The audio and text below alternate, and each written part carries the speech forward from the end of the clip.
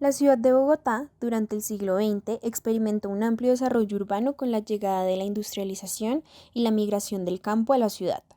Por el contexto histórico y social, la ciudad experimentó un acelerado y desmesurado crecimiento de población que generó una ciudad con un modelo mononuclear y difuso, con un seccionamiento de usos dentro de la misma, dejando las viviendas en la periferia, los servicios, equipamientos y actividades cotidianas en el centro, ocasionando problemáticas muy marcadas en el transporte y desplazamiento de los ciudadanos,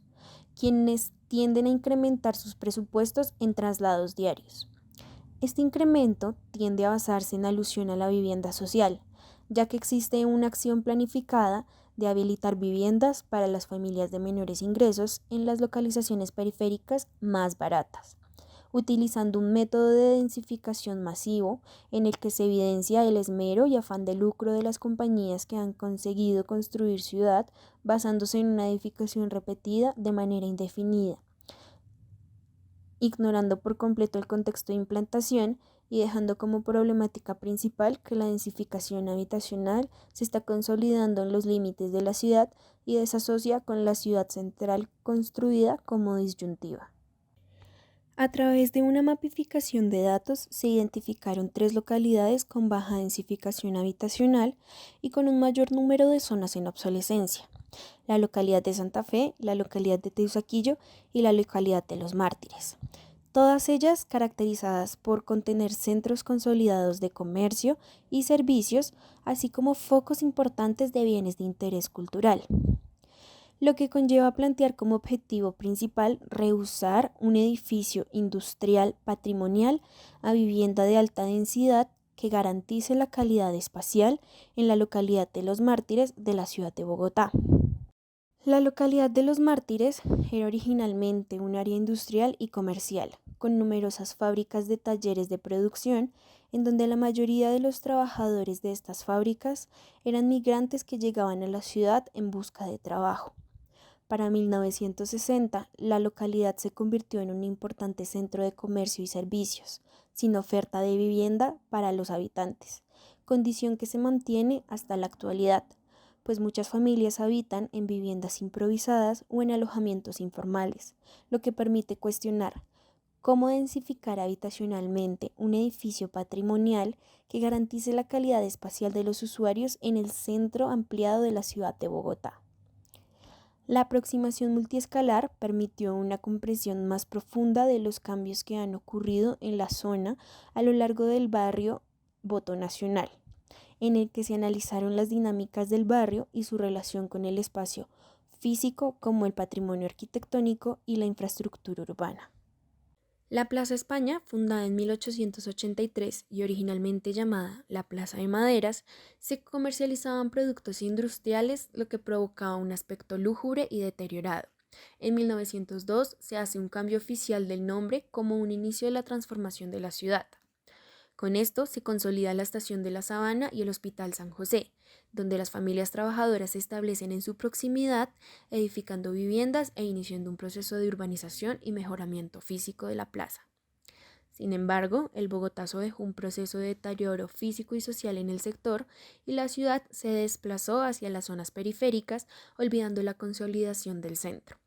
Además, el Plan Distrital de Planificación Urbana, dirigido por el arquitecto Jorge Gaitán en 1961, declaró lo que es el centro histórico, desconociendo el barrio como parte del mismo y reafirmando su condición como zona comercial y de tolerancia que se mantiene hasta la actualidad.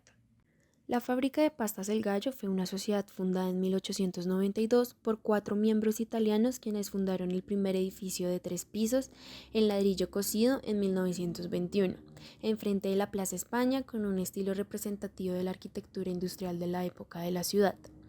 en el que posteriormente se vivió una huelga obrera por las malas condiciones del edificio para desarrollar el desempeño de los trabajadores. A partir de esto se comienza el proyecto de ampliación de la fábrica, en el que se adquieren propiedades y permisos de licencias de construcción para el levantamiento y modificación de varios edificios.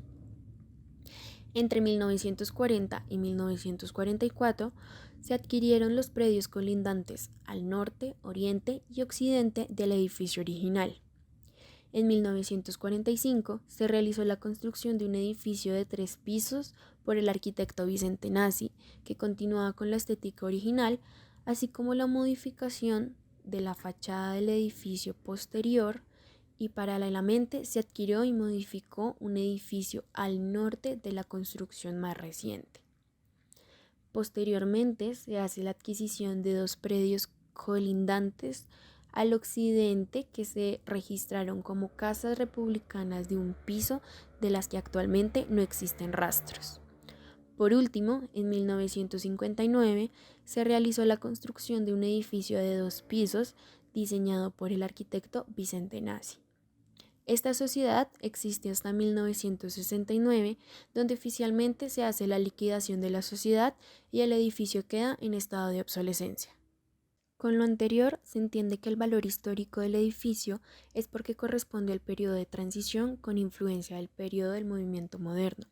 además de ser la muestra del avance de la economía del país durante el siglo XX.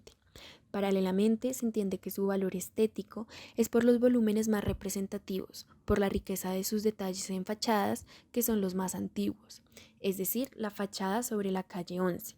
aunque el inmueble tiene una lectura difusa, ya que actualmente está conformado por varias edificaciones con modificaciones de diferentes periodos. Es por esto que en la propuesta se plantea el manejo de 3 zonas diferentes que mantengan los principios y respeten el carácter de cada fachada.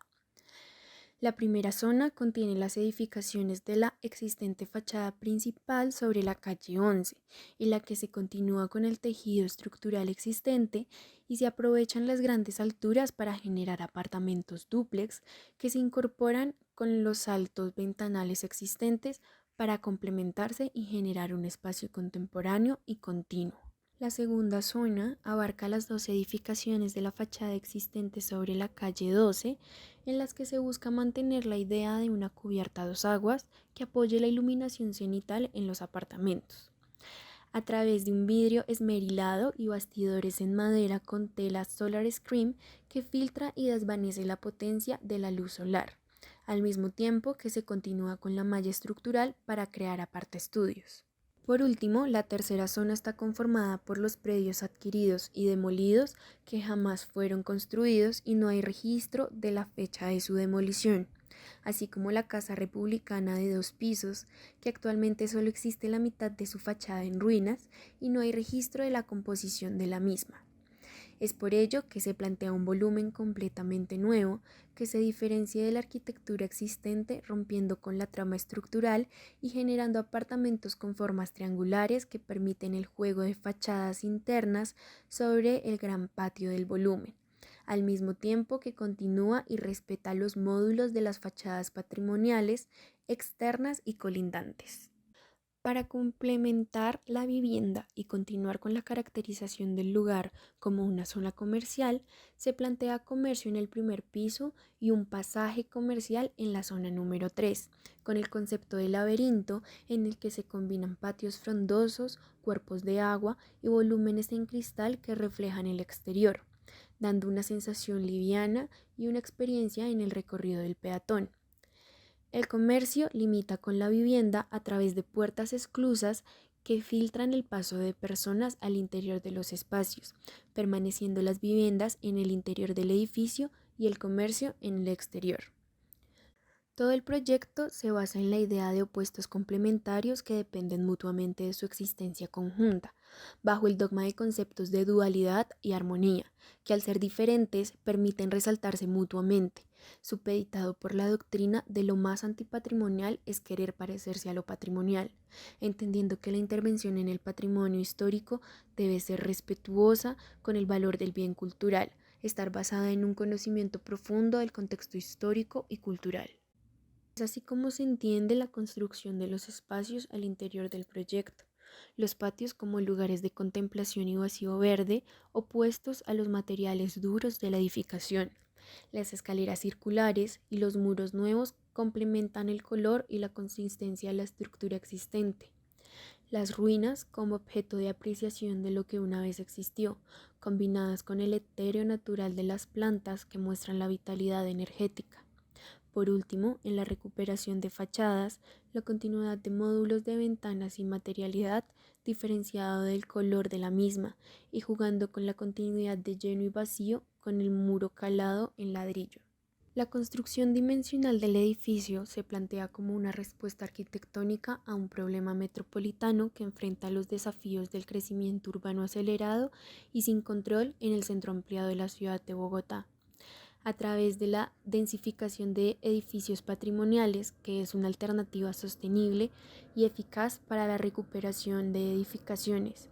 pues esta praxis tiene beneficios sociales y económicos para la ciudad y sus habitantes, ya que puede tener un impacto positivo en la calidad de vida, pues reduce la necesidad de desplazamientos extensos, mientras que fomenta la regeneración urbana de sectores obsolescentes.